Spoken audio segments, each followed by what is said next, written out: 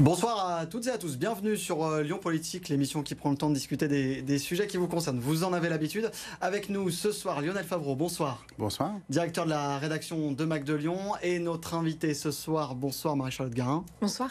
Vous êtes député Europe Écologie Les Verts NUPES de la 3e circonscription du Rhône, membre de la commission des affaires sociales. Avec vous ce soir, on va parler de vos premiers mois dans l'hémicycle, vos objectifs pour la circonscription et puis évidemment des débats nationaux, les retraites notamment, et des enjeux que vous portez notamment dans l'hémicycle, les droits des femmes. Et pour commencer, je voudrais quand même vous poser une question toute simple.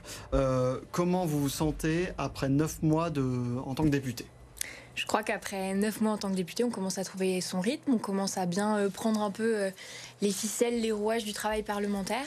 Et puis surtout, on trouve un équilibre entre la circonscription, donc Lyon et Paris. Moi, je suis très attachée à passer autant de temps à Lyon qu'à Paris. D'ailleurs, cette semaine, c'est une semaine pleinement lyonnaise et c'est vraiment un bonheur de pouvoir rencontrer les collectifs, les associations, les habitants, les habitantes. On va y revenir. Justement, je vous pose cette question parce qu'il y a quelques jours, vous avez partagé sur Instagram avec d'autres députés les intimidations et les menaces sexistes que vous avez reçues. On va les voir justement à l'écran. Voilà, je vous dis que vous étiez une sous-merde et que je vous souhaite un cancer de la chatte. C'est des mots très forts. Comment vous vivez ça ? Comment vous prenez ça ? C'était important en tout cas, j'imagine, de les afficher et de montrer la réalité de ce que vous recevez, quoi. Je pense qu'on a très peu conscience effectivement de la violence à laquelle sont exposées les personnalités politiques, que ce soit des hommes ou des femmes. Mais c'est vrai que pour les femmes, il y a un niveau de violence, notamment sur les réseaux sociaux, qui est très élevé. C'est très triste ce que je vais vous dire, mais c'est la réalité de notre quotidien. Donc heureusement, on a des équipes qui nous aident à mettre ça un peu à distance. Mais c'est la réalité. Et aujourd'hui, que ce soit les plateformes des réseaux sociaux ou la loi, on est assez peu protégé face à ça. Des messages comme ça, c'est tous les jours, c'est ça que vous voulez dire ? Oui, c'est quasiment tous les jours, mais on les bloque quelque part. On essaye de plus les voir parce que sinon ça prendrait toute notre énergie et ça nous empêcherait de faire notre travail correctement. Mais il faut avoir en tête qu'on n'est pas protégé puisqu'effectivement, on dit qu'il y a un droit à la caricature sur les réseaux sociaux. Je crois que le droit à la caricature et le fait d'être une personnalité publique, une personnalité exposée, ça n'excuse pas tout et ça n'excuse pas non plus la violence. Vous, juste rapidement, vous avez décidé de porter plainte contre ce genre de message ou comment vous faites ? Vous les bloquez On les signale sur les plateformes. Donc là, en l'occurrence, c'est principalement Twitter où qui concentre le plus de violence. On les signale, on porte plainte quand vraiment ça va trop loin. Bon, on l'avait vu en tout cas, vous avez déjà pris votre place assez pleinement dans l'Assemblée, notamment là récemment lors des débats sur la réforme des retraites où vous avez dénoncé une réforme injuste pour les femmes. On va écouter un petit extrait de votre passage il y a quelques jours. Le peuple, comme votre opposition, n'est pas une bête qu'il vous faut dompter, qu'il vous faut écraser ou ignorer quand il proteste. Vous devez entendre la colère de la rue, vous devez entendre le refus des Français de ne vivre que pour travailler. Et s'il ne doit y avoir qu'une seule raison de s'opposer à votre projet mortifère, c'est pour les femmes. Carrière hachée, taux de précarité plus élevé, pénibilité, dépendance économique, vous nous proposez une réforme qui pénalisera les femmes. Et notamment celles qui sont nos premières lignes, celles que vous avez applaudies pendant des semaines à 20h, celles qui s'occupent des enfants gratuitement et du travail domestique que vous laissez de côté. Et elles sont des millions. Donc on l'a entendu, la réforme des retraites pour vous c'est injuste, et en particulier pour les femmes, vous dites elles sont des millions, notamment celles en première ligne. Ouais. Déjà, il faut rappeler que cette réforme, elle n'est pas justifiée dans l'immédiat, que le Conseil d'orientation des retraites nous le dit, que notre système n'est pas en faillite. Il va y avoir un déficit à un moment donné, mais l'urgence, elle n'est pas là, et le déficit, il sera maîtrisé, et après, le système revient à l'équilibre. Donc, premier point, la réforme est injustifiée. Deuxième point, la réforme est injuste. La réforme est injuste parce qu'elle demande notamment aux personnes pour lesquelles c'est le plus compliqué en fait d'arriver à ce qu'on appelle une pension à taux plein, donc pouvoir partir avec une retraite complète. Elle leur demande de travailler plus longtemps. Et ce sont notamment ces personnes qui ont déjà des carrières hachées, qui vont avoir du mal à cotiser, ce qu'on appelle à avoir tout leur trimestre pour pouvoir partir, et ce sont en grande partie des femmes.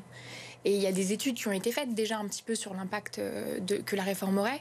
Et ce qu'on dit, c'est que le poids de la réforme, à 60%, il va peser sur les femmes.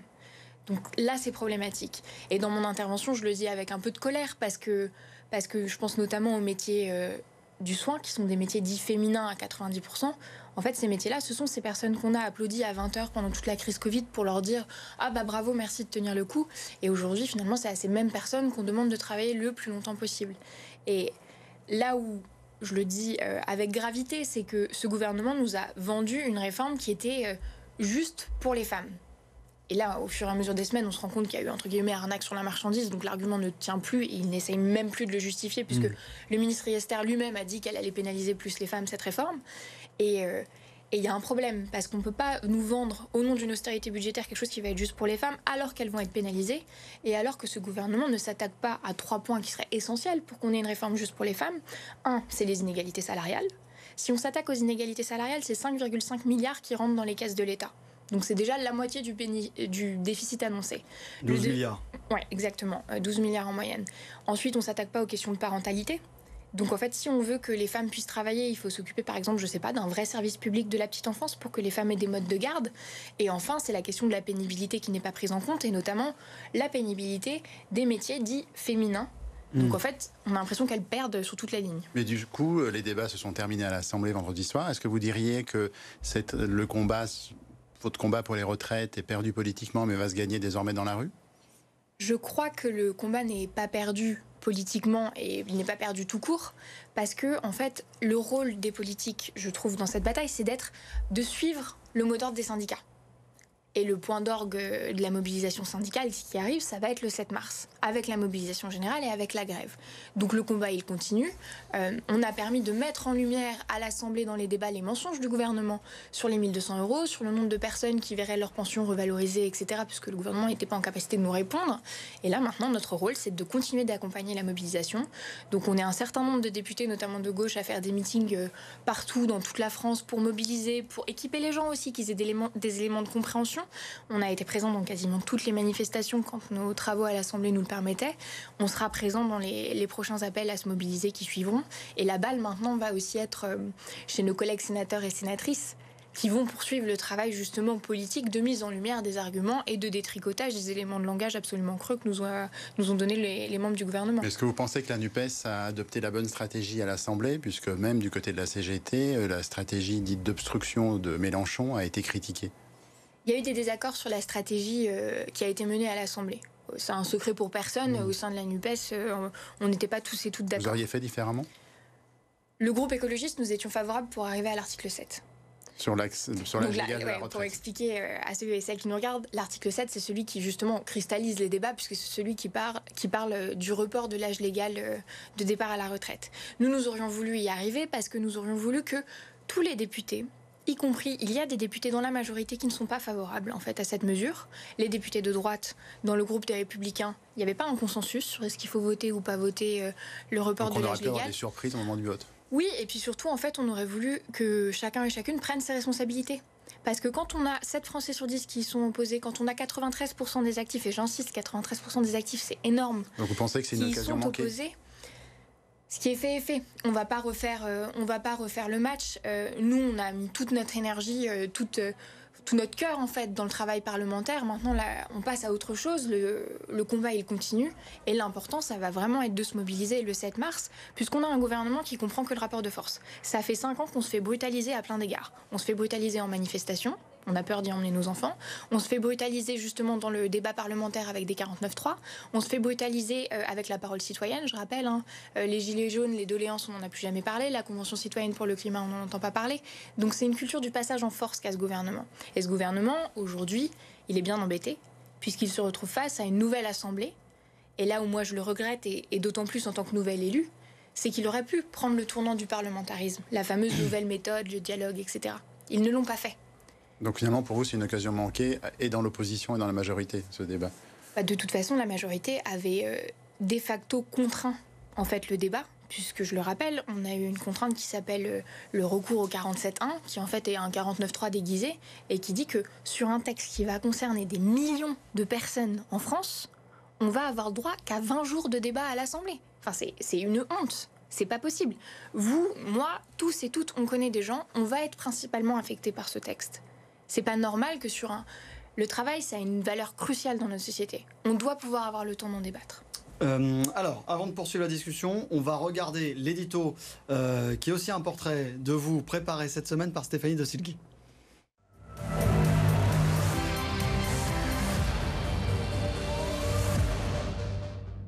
C'est le nouveau visage de l'Assemblée et le plus jeune chez les élus écologistes. Élue de la 3e circonscription de Lyon en 2022, Marie-Charlotte Garin, 27 ans, était jusque-là quasi inconnue dans le paysage politique lyonnais. Ses premières apparitions datent de la campagne des municipales. Elle est alors activement engagée aux côtés de Grégory Doucet, avec qui elle s'est liée d'amitié alors qu'ils travaillaient tous les deux pour Handicap International. Militante écologiste et féministe engagée, cette bonne élève connaît une ascension fulgurante dans son parti. Elle séduit également le cœur des Lyonnais et fait la une d'un magazine local qui l'élit lyonnaise de l'année en 2022. Une fois son siège de députée en poche, Marie-Charlotte Garin avait fait le vœu de partager son agenda entre Paris et Lyon. Aujourd'hui, celle surnommée la stagiaire ne cache pas sa préférence à passer davantage de temps au Palais Bourbon pour défendre notamment ses convictions féministes. Alors attention, loin des yeux, loin du cœur, il ne faudrait pas à terme, et bien que son ascension parisienne lui fasse oublier ses racines politiques lyonnaises. Voilà, donc on va revenir notamment sur vos passages à Lyon et puis sur l'équilibre à trouver entre Paris et Lyon. On va quand même parler de vos combats, notamment à l'Assemblée. Je le disais en intro, les droits des femmes, vous avez décidé véritablement de les mettre au cœur de chacune presque de vos prises de parole et au cœur des débats. Et la semaine dernière, vous avez proposé d'instaurer, comme ça a été fait en Espagne, un congé menstruel. Pourquoi? On est en retard en France? Comment vous voyez les choses, vous? On n'est pas en retard, si ce n'est à faire le constat que nous sommes collectivement en retard quant à la question de la place des femmes dans le monde du travail. C'est simplement, on a aussi une fenêtre avec le débat qui était dans l'espace public grâce à l'Espagne qui l'a instauré. Il nous faut interroger quelle place on donne aux femmes dans le monde du travail, parce que le monde du travail tel qu'il a été construit historiquement, il a été construit pour les hommes, puisqu'historiquement, c'était les hommes qui allaient au travail, les femmes restaient au foyer. Donc l'idée du congé menstruel, c'est aussi de prendre en compte tout ça. Après, je le dis de manière assez posée, il y a aussi des associations féministes qui n'y sont pas favorables. Donc là, nous, ce qu'on entame avec mon collègue Sébastien Pétavy et Sandrine Rousseau, nous sommes tous les trois commissaires aux affaires sociales à l'Assemblée, ça va être un travail d'audition pour voir sur quel modèle on arrive et pour avoir quelque chose qui soit satisfaisant pour tous et toutes. Et notamment, je sais qu'il y a des craintes quant à la question de la discrimination à l'embauche, si on mettait en place le congé menstruel. Et donc c'est tout ça qu'on doit prendre en compte pour arriver à quelque chose qui soit satisfaisant, mais qui en même temps réponde à la réalité de certaines femmes qui sont vraiment en incapacité d'aller au travail quand elles ont des règles douloureuses. Alors pour dénoncer le sexisme en politique, on se rappelle que vous êtes venu pour votre premier jour à l'Assemblée nationale avec la robe avec laquelle Cécile Duflot avait été huée à l'Assemblée nationale quand elle était ministre. C'était il y a 10 ans. Est-ce que vous diriez qu'en 10 ans rien n'a changé ou il y a quand même quelques évolutions ? Je crois que j'étais plus optimiste au début du mandat, quelque part, où j'avais le sentiment qu'effectivement les choses avaient changé. Et finalement, là, en 6 mois de mandat, ce qu'on constate, c'est, je crois que c'était cette semaine encore, il y avait une députée de la France Insoumise dont on commentait l'apparence physique dans l'hémicycle. On va y revenir, justement. C'était absolument pas pertinent, en fait. Le propos, c'est ce qu'elle dit, au fond. Donc on voit que le corps des femmes est encore sujet à commentaire, la voix des femmes est encore sujette à commentaire dans l'hémicycle. On voit que quand les femmes s'énervent, ça suscite plus d'émotions que quand les hommes s'énervent sur les bancs. Donc ça montre encore que peut-être la députée n'est pas un député comme les autres. Vous avez fait référence au député de l'avocat, au tweet de l'avocat lyonnais Anna Jakubowicz sur une députée de la NUPES, sur son apparence, son habit. Il y a quelques mois, vous aviez dénoncé l'utilisation des expressions vierge effarouchée par un député centriste. Cette fois, je crois que c'était dans le cadre du débat sur le budget de la sécurité sociale. Le sexisme, il est dans les attitudes, dans les mots, ou comment il s'exprime aujourd'hui en politique ?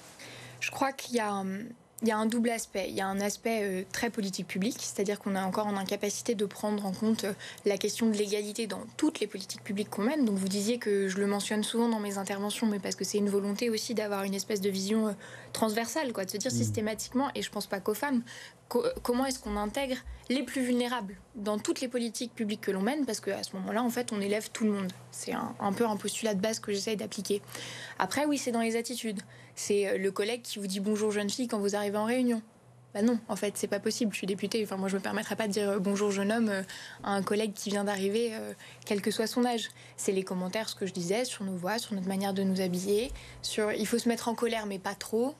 Donc c'est à double tranchant. Et on a eu des débats qui ont été, moi, je trouve, d'une grande violence là sur la réforme des retraites, où quand on fait remarquer à nos collègues que justement l'émoi que suscitent certaines prises de parole est spécifique à certaines femmes qui s'expriment, on nous répond que non, et on nous répond « Oui, mais de toute façon, l'Assemblée nationale est présidée par une femme, donc il ne peut pas y avoir de sexisme. » Elle fait bien le job ? Bah oui, enfin, on a plusieurs vice-présidents, on a plusieurs présidentes et un président qui préside nos débats. Ça varie selon les soirs, ça varie selon les jours. Dans l'ensemble, oui, tout se passe bien. Mais c'est pas parce qu'une femme est en responsabilité qu'elle est forcément féministe et que, en fait, toutes les habitudes qui ont été construites pendant des années et des années, et là on parle de centaines d'années dans le cadre de l'Assemblée, forcément se déshabillent quelque part de leurs biais qui peuvent être sexistes parfois. Le jour où Adrien Quatennens est revenu à l'Assemblée nationale, vous avez, je crois, quitté votre place. Est-ce que vous pensez que les députés condamnés pour violence conjugale devraient perdre carrément leur mandat électoral, enfin qu'il y ait une condamnation à des peines d'inéligibilité, etc. Je pense que c'est un travail collectif qu'on doit mener. Parce que je crois que j'ai l'humilité de vouloir dire que c'est pas à moi, Marie-Charlotte Garin, de décider si oui ou non, collectivement, dans notre société, est-ce que les députés qui ont été condamnés pour violence conjugale ou pour d'autres délits, puisqu'il y a des députés condamnés pour d'autres... Non, mais comme tout député, vous pouvez porter une proposition de loi. Oui, c'est le cas il y a une proposition d'Aurore Berger qui arrive sur l'inéligibilité. Moi, je pense qu'il nous faut faire un travail de fond. Moi, j'ai pris position, j'ai dit que je trouvais que c'était trop tôt. J'étais pas favorable au retour d'Adrien Quatennens à l'Assemblée parce que je trouve que c'est une violence inouïe pour toutes les femmes qui ont été victimes de violences conjugales. Je suis très tranquille là-dessus. Après, il y a un impensé dans la société française, c'est la question de la réparation et de la réintégration. Est-ce qu'un homme qui a été condamné pour violence conjugale, il doit être exclu toute sa vie de la vie publique, politique et des mandats? Et alors vous, votre avis là-dessus? Moi, j'estime que je peux pas prendre cette décision toute seule. C'est collectivement qu'on doit le décider. Mais dans tous les cas, personnel. Je pense que 4 mois, c'est trop tôt. Faire revenir quelqu'un qui a été condamné 4 mois... Parce que certains ont fait un parallèle avec sa condamnation, justement. Oui, mais en fait... Je fais partie des personnes qui reprochent notamment au gouvernement d'avoir au ministère de l'Intérieur quelqu'un comme Gérald Darmanin, notamment parce qu'il y a la question des symboles, ou Madame Cailleux qui a tenu des propos homophobes, parce que je trouve que la politique, c'est aussi une affaire de symboles. Et donc là, je trouve que le symbole, il va pas. Donc moi, j'aurais été favorable à une durée beaucoup plus longue, voire même effectivement se dire, c'est pas ce mandat-là. Mais après, c'est pas à moi de donner des leçons à mes collègues. Les députés, on peut pas être juge et bourreau des autres députés. Et pour parler des écologistes, justement, est-ce que vous pensez que votre parti a bien géré l'affaire Julien Bayou? On n'a pas de leçons à donner. Personne n'a de leçons à donner à personne parce que ce sont des sujets qui arrivent pour lesquels on n'est pas encore équipé. Et c'est pour ça que moi j'entame un travail avec la sénatrice Mélanie Vogel pour qu'on interroge justement la question de comment est-ce qu'on traite les violences sexistes et sexuelles en politique spécifiquement. Parce que comme ce sont des lieux qui concentrent du pouvoir, personne ne va faire le sale travail. Mais est-ce que vous pensez que cette affaire a été bien gérée? Non, on aurait pu faire mieux. On aurait pu faire mieux. Et parce qu'à nouveau, en fait, c'est très difficile. Et c'est très difficile humainement, c'est très difficile parce que les processus ne sont pas forcément mis en place. Et je dis ça alors que le Parti écologiste est le parti qui a commencé le plus tôt à se préoccuper de ces questions, puisque je rappelle que l'affaire Baupin, c'était 2016-2017. On a été le premier parti à être doté d'une cellule. On se rend compte qu'on a encore des limites. Donc on doit encore s'améliorer. Et notre responsabilité en tant que parti politique, en tant que mouvement, c'est d'avoir une structure, un parti qui est assez résilient pour qu'une femme qui parle, ça ne soit plus jamais un choc. Parce que ça fait partie de la vie normale. Dans le sens où il y a des agresseurs dans tous les pans de la société. Donc il y en a forcément en politique. Donc forcément, dans les 10-15 prochaines années, il va encore y avoir des femmes qui vont parler. Vous diriez que c'est un sujet qui reste un peu tabou en politique, quel que soit le... Tabou, je dirais pas tabou. En tout cas, pour moi, ça l'est pas. Pour moi, ça l'est pas. Il faut juste le prendre avec beaucoup de sérieux et de gravité parce que c'est très important. Et il faut aller faire le job. Et nous, on s'est engagé à faire le job avec Mélanie Vogel. Alors justement, j'allais vous poser cette question avec Mélanie Vogel, qui est sénatrice écologiste. Donc vous travaillez sur ces questions de violences sexistes et sexuelles. Vous prévoyez potentiellement un projet de loi pour voir les réponses législatives à y apporter. Pour vous, il doit y avoir un devoir d'exemplarité finalement de la part des politiques. Vous parliez de symboles. Là, typiquement, les symboles, si on parle de Julien Bayou, d'Adrien Quatennens, c'est aussi des symboles qui soient aujourd'hui dans l'hémicycle? Il y a une question de symbole parce que à qui fait-on confiance pour défendre nos intérêts? En fait, c'est ça. Et de même, on demande une exemplarité sur les violences sexistes et sexuelles, on demande une exemplarité sur l'éthique, le patrimoine, la morale. Là, il y a un sujet très intéressant qui a été élevé pendant le débat sur les retraites. Est-ce que c'est normal que des députés qui ont des actions dans tout un tas de grandes entreprises puissent être aussi partie prenante sur des votes qui disent qu'on va taxer ces grandes entreprises? Donc là, en l'occurrence, il y a Yael Braun-Pivet, la présidente de l'Assemblée nationale, avec Total Energy, ce à quoi vous faites référence. Pas quels. Il y a une vingtaine de députés qui sont concernés. Ça nous interroge. Et je crois que si on veut porter justement le renouveau des pratiques politiques, restaurer la confiance qu'il y a avec les citoyens, parce qu'aujourd'hui on sait qu'il y a une défiance absolue envers les personnalités politiques, et peut-être qu'à un moment donné, oui, il faut retourner ses poches, les vider et faire n'avoir rien à cacher quelque part. Alors Sandrine Rousseau est souvent critiqué pour son concept d'homme déconstruit, on lui reproche son wokisme, etc. Est-ce que vous êtes totalement aligné sur sa conception et puis aussi sur la forme de ses interventions, ou parfois vous avez des divergences? Moi, j'aime pas vraiment commenter le travail de mes collègues, et notamment parce que je respecte que les stratégies des uns ne sont pas forcément celles des autres. Moi, ce que je constate, c'est que je suis commissaire avec Sandrine Rousseau à l'Assemblée nationale, et je constate qu'elle a été chef de file sur le texte des retraites pour le groupe écologiste, et il y a un travail de fond absolument incommensurable qui a été abattu, avec beaucoup de sérieux et avec beaucoup de travail collectif. Et pour moi, c'est ça qui importe.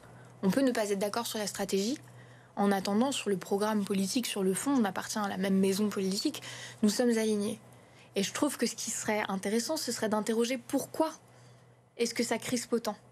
Pourquoi est-ce que parce ça qu'elle n'a déchaîne pas une pratique autant, elle-même du buzz. Parfois, ça vous arrive aussi de l'utiliser. Enfin, Oui, mais pourquoi est-ce que ça crispe autant, et pourquoi est-ce que finalement tout se cristallise un petit peu, quoi, et que maintenant, dès qu'elle parle, tout de suite, c'est une levée de bouclier. Mais de même, la manière dont vous posez la question en utilisant le terme de wokisme de manière complètement légitime, sans qu'on prenne du recul pour dire attention, c'est un concept qui a été amené par la droite et les conservateurs pour stigmatiser tout un mouvement de lutte contre les discriminations. C'est très très long d'en débattre, c'est simplement pour vous soumettre l'argument qui est souvent... Oui. Alors justement, à ce sujet-là, sur la stratégie finalement un peu du buzz, c'est le sociologue Bruno Latour qui disait « L'écologie politique réussit l'exploit de paniquer les esprits tout en les faisant bâiller d'ennui ». Ça vous parle? Comment vous le recevez, ça? C'est intéressant. Je crois que ça montre quelque chose d'un décalage de notre temps qui relève aussi peut-être d'une forme de dissonance cognitive que nous avons, c'est-à-dire que les écologistes ont eu raison sur tout un tas de sujets liés à la crise climatique, bien avant tout le monde. Si on remonte à René Dumont, c'était... Mais en fait, tout ça ne nous donne aucune place de choix dans le débat public. Donc c'est notre rôle de devoir convaincre et d'expliquer.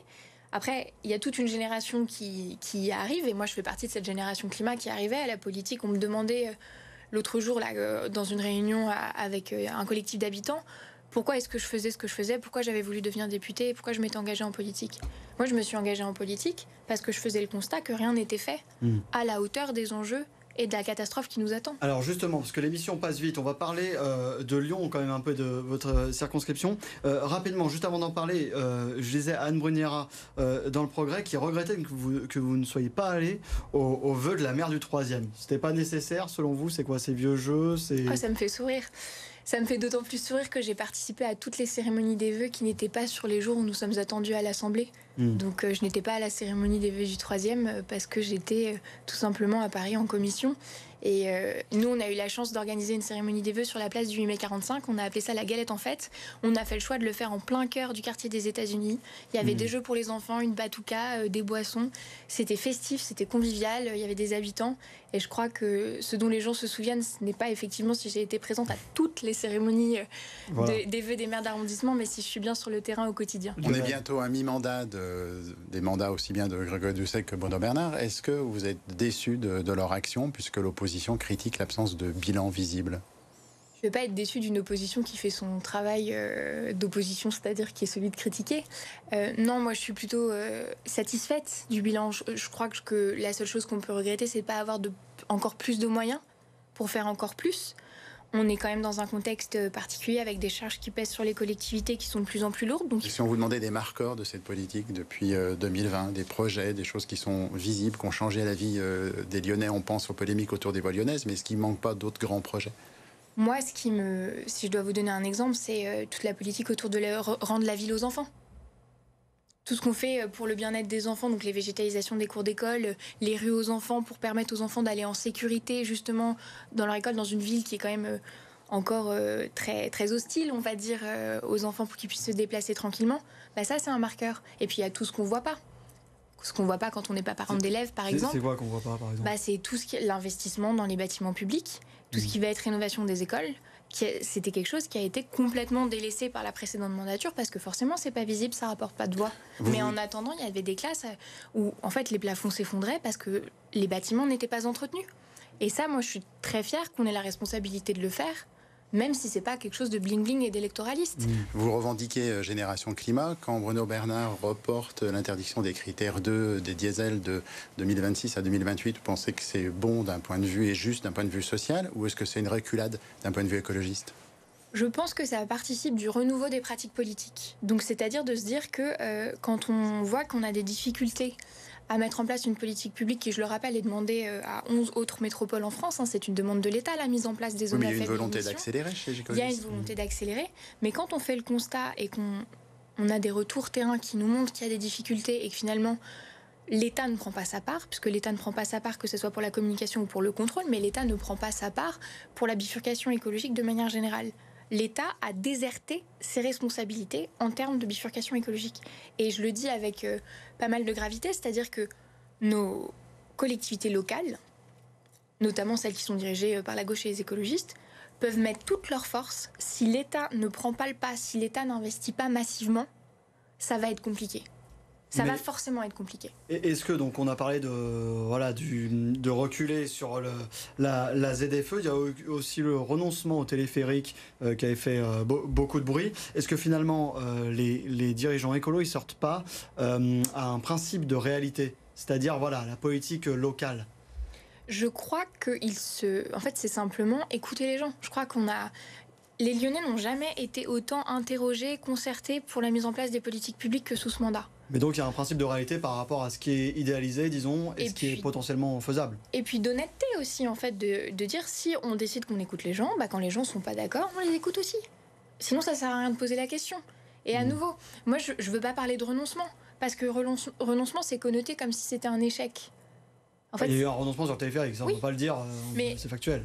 Oui, mais est-ce que c'est vraiment, dans le sens où j'aime pas le mot renoncement parce que ça a une connotation négative, alors que moi je trouve que c'est positif d'écouter les gens. Bon, merci en tout cas d'avoir été avec nous. Pardon, l'émission passe très vite. Merci Lionel, merci à vous de nous avoir suivis. On se retrouve la semaine prochaine pour un numéro spécial Salon de l'agriculture dans Lyon Politique.